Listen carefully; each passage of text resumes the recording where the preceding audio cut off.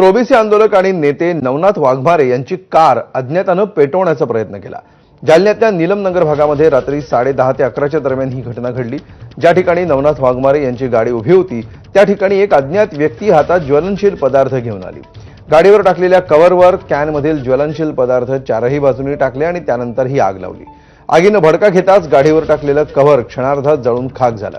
यामध्ये कोणतीही जीवितहानी झालेली नाही, मोठा अनर्थ टळलाय।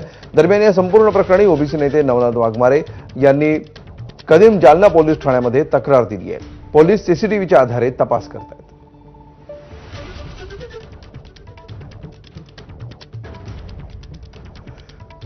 अज्ञात म्हणण्यापेक्षा मनोज जरांगे यांच्या जवळच्या मनोज जरांगेच्या अवतीभोवती फिरणाऱ्या लोकांनी ही गाडी जाळवण्याचा प्रयत्न केलाय आणि हे कुठेतरी ओबीसींना भयभीत करण्यासाठी केलेला केविलवाना प्रयत्न आहे।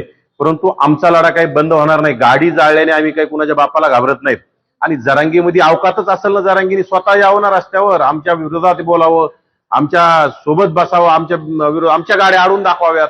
दुसऱ्याला समोर करून जरांगेचं हे कृत्य चुकीचं आहे। जरांगे पादरा प्राणी, यापूर्वी सुद्धा त्यांनी अनेक मराठा तरुणांना असंच फसवलेलं आहे। कोणावर हल्ले करायला लावायचे आणि स्वतः बिळात जाऊन बसायचं आंतरवाली सराटीच्या।